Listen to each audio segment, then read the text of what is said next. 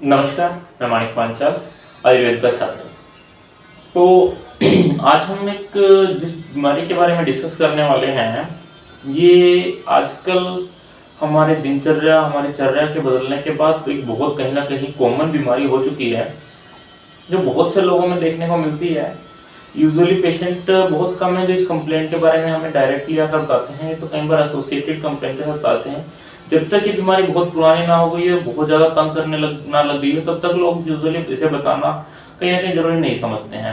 हाँ, मैं बात कर रहा हूँ कब्ज़ की, जिसे हम मॉडर्न भाषा में कहते हैं कॉन्स्टिपेशन, और आयुर्वेद में अधवानाटोप के नामों से भी कई बार इसे जान लिया जाता है। तो अम, अब हमें मतलब जिस हिसाब से इसकी प्रेवलेंस बढ़ी है, इसके हमें रीज़न जानने चाहिए। सबसे पहले हमें ये पता होना चाहिए कि कॉन्स्टिपेशन है क्या? कॉन्स्टिपेशन 3 या 3 से कम बार हमारा हफ्ते में सही से बाउल का निकलना या फिर लैट्रिन का निकलना को हम कॉन्स्टिपेशन कहते हैं। तो इसके रीजंस जो हैं, इसके रीजंस को मैं सबसे पहले बता देता हूँ। फाइबर लैक मतलब फाइबर के कमी वाले खाने के कारण कॉन्स्टिपेशन का सबसे बड़ा रीजन है। पानी का कम पीना, हमारी दिनचर्या का बदलना, हमारा जो एक शेड्यूल होता है, जो हमारे शरीर का एक प्राकृतिक रूप से जो शेड्यूल है, उसमें परिवर्तन आना कॉन्स्टिपेशन का कारण है। हमारा पोस्चर सही ना होना, जिस प्रकार से आजकल दूसरी तरह की लैट्रिन सीट का उपयोग किया जा रहा है, जो अंग्रेजी जिसे कह देते हैं, उसके कारण भी आजकल बच्चों की जो आते हैं वो कमजोर पड़ती हैं, जिसके कारण कंप्लीट इवैक्यूएशन मतलब मैं पूरी तरह से नहीं, मतलब कि हमारी आंतें पूरी तरह से खाली नहीं हुई है, ऐसी कहीं ना कहीं फीलिंग पेशेंट को रहती है।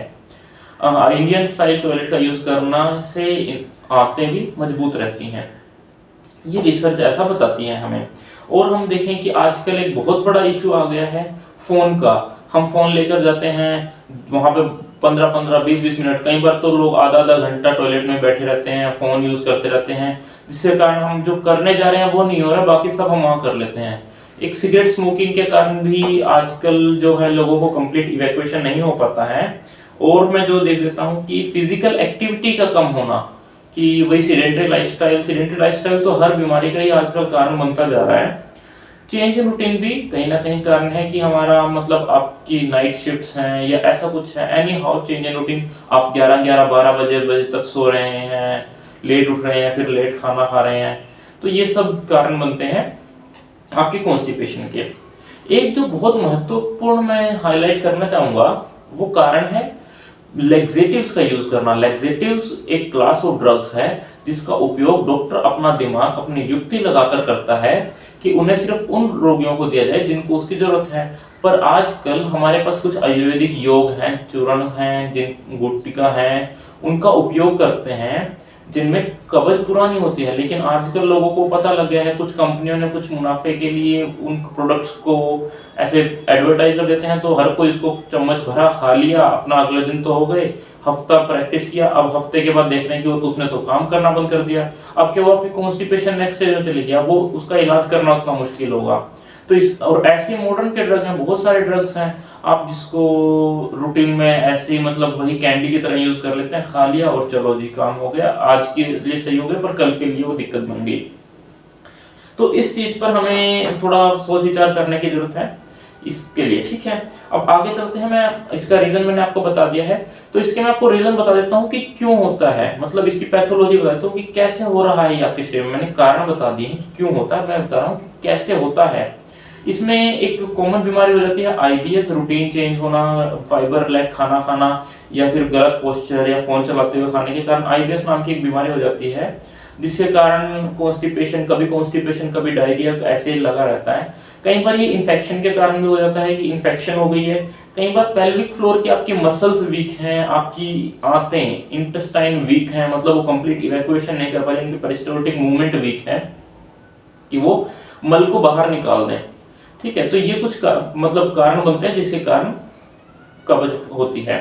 अब मैं बताता हूँ कि इसमें करना क्या चाहिए, इसका प्रिवेंशन क्या है।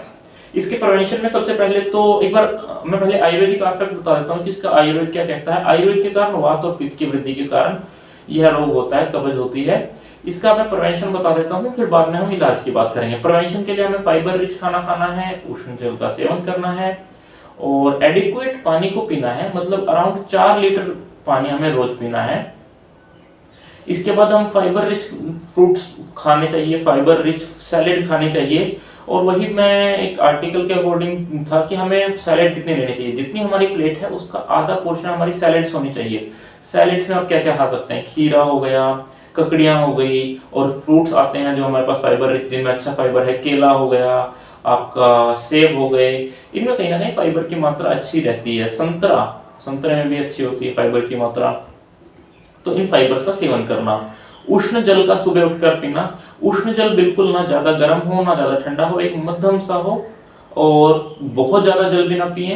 एक 500 ml के आसपास सुबह जल पिए और उसके बाद इवैक्यूएशन के लिए जाएं। और इसमें क्या करना चाहिए, डेली रूटीन को चेंज करें, अपने मॉर्निंग रूटीन में इंप्रूवमेंट करें कि अगर आप लेट उठ रहे हैं तो लेट ना उठें, जल्दी उठें, जल्दी उठकर पानी पीकर इवैक्यूएशन एंड ऑल करें। ज्यादा रुक्ष और लघु आहार को निदान बताया गया है आयुर्वेद में कि रुक्ष का अधिक सेवन, लघु आहार का अधिक सेवन, ये इसके कारण बनते हैं। इसके बाद उषापान, मैंने आपको बता दिया। उषापान का कॉन्सेप्ट होता है कि आप सुबह उठकर पिछली रात का रखा हुआ बासी पानी सुबह पिए, ऐसा आचार्य भाव प्रकाश ने बताया है।